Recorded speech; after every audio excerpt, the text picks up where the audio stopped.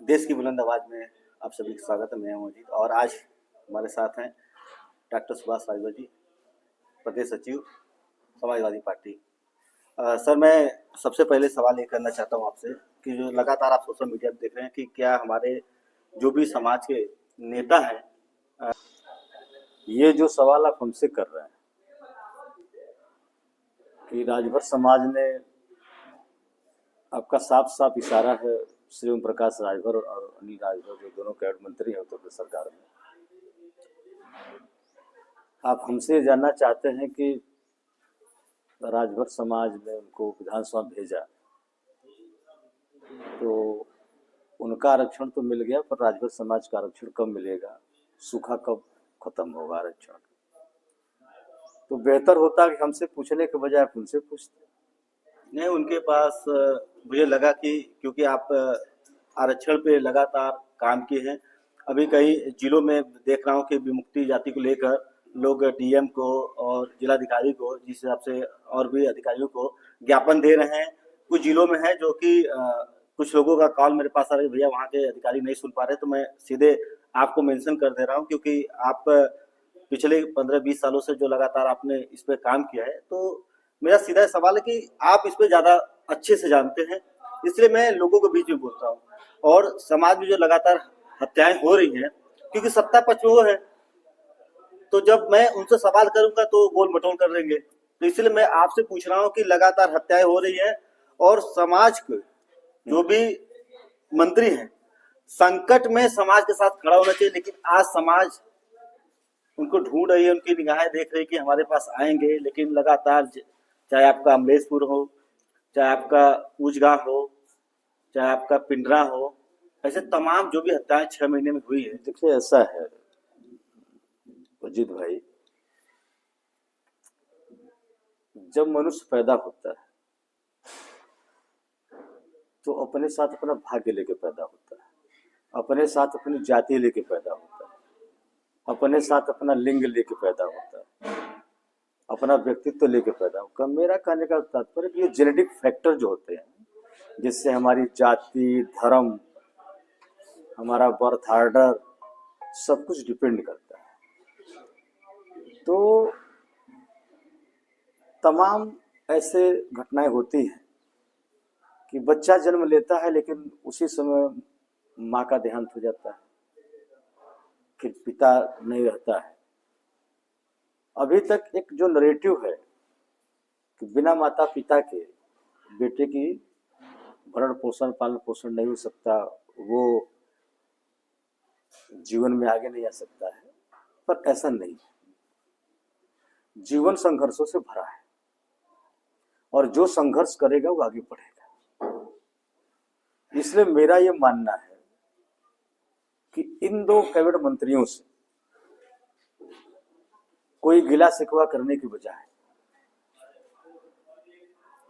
हमको काम करने की जरूरत है। हमने या समाज ने जिस उम्मीद और भरोसे से उनको बनवाया, भेजा, अगर वो आज समाज के साथ खड़े नहीं हो रहे हैं, हालांकि उनको खड़ा होना चाहिए, वह उनकी नैतिक और विधायी कर्तव्य बनता है, दोनों जी, क्योंकि कैबिनेट मंत्री है। वो ओथ लेते समय उन्होंने कहा है कि जो भी अन्याय हमारे जानकारी में आएंगे या मेरे सामने रखे जाएंगे, उस पर मैं भारतीय संविधान के अनुसार बिना भेदभाव के कार्रवाई करूंगा। पर ये लोग परेशान है अपने प्रोग्रेस में। श्री ओम प्रकाश राजभर जी को दो चीजें सताती। ओम प्रकाश राजभर चाहते हैं कि सिर्फ हम सिंगल राजभर मतदाता या राजभर समाज के हम सरदार रहे। हालांकि राजा रानी कॉन्सेप्ट नहीं है, लेकिन अप्रत्यक्ष रूप से वो ये सिद्ध करना चाहते हैं कि राजभर समाज का राजा मैं हूं, और राजा मैं हूं तो फिर मेरे बाद जो राजकुमार होगा, यानी दूसरा राजा होगा, वो मेरा सगा पुत्र होगा। तो वो अभी राजा हैं और आगे भविष्य में उनके दो बेटे हैं, दोनों के राज तिलक में वो परेशान है। तो उन्हें फिर कहाँ दिखाई पड़ेगा कि कोई राजभर समाज, साधु राजभर की हत्या हो गई, अवलेशपुर के 50 राजभरों का घर तोड़ दिया गया, आजमगढ़ हत्या हो गई, छितौना हत्या हो गया, उच्च गांव हत्या, तो ये बेनीपुर, वो फया राजभर, इनसे उनको कोई मतलब नहीं है। अब दूसरी बात है श्री अनिल राजभर की, तो अनिल राजभर को बीजेपी उनको खुद जो है एक स्ट्रेटजी के तहत लगाई है। वो ओम प्रकाश राजभर को बहुत दिन तक लेके चलने वाले नहीं है, क्योंकि ओम प्रकाश राजभर जिस स्वभाव और गंदे सोच विचार के व्यक्ति हैं, इनके साथ किसी का भी लंबे समय तक संबंध नहीं चल सकता, क्योंकि उनकी महत्वाकांक्षा बहुत गलत है और उनकी जबान बड़ी गंदी है। उनकी जबान पूरी जहर से भरी हुई है, लबरेज एकदम, कि जब भी वो कुछ निकालेंगे जहर ही निकालेंगे।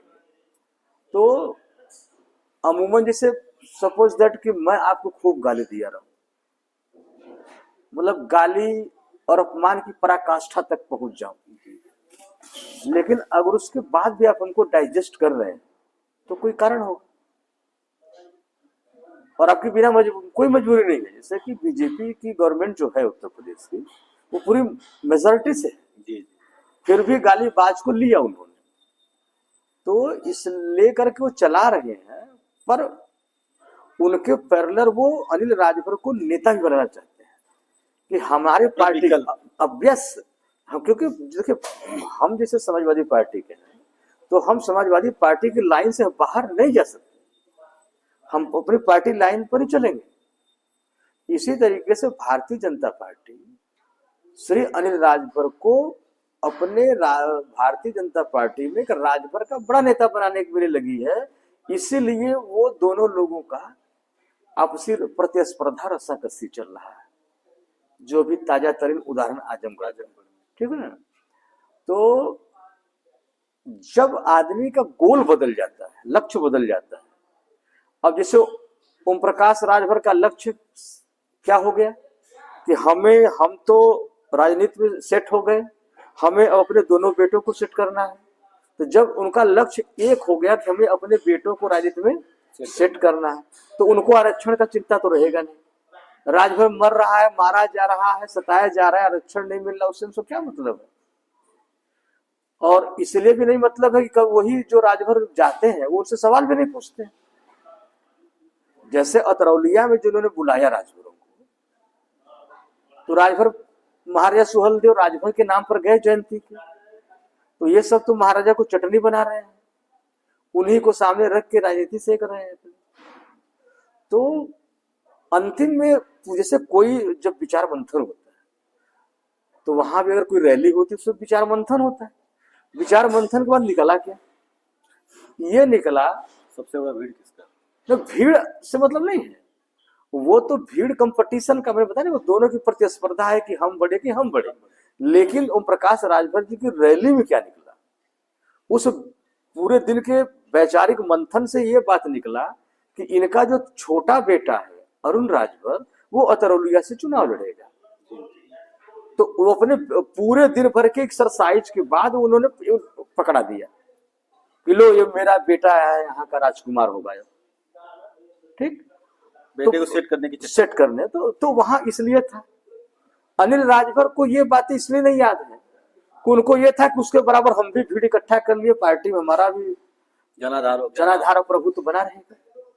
तो जब आदमी मूल लक्ष्यों से भटक जाता है तो समाज की उसे चिंता नहीं होती, और हमारा समाज भी उसी तरीके से हो गया है।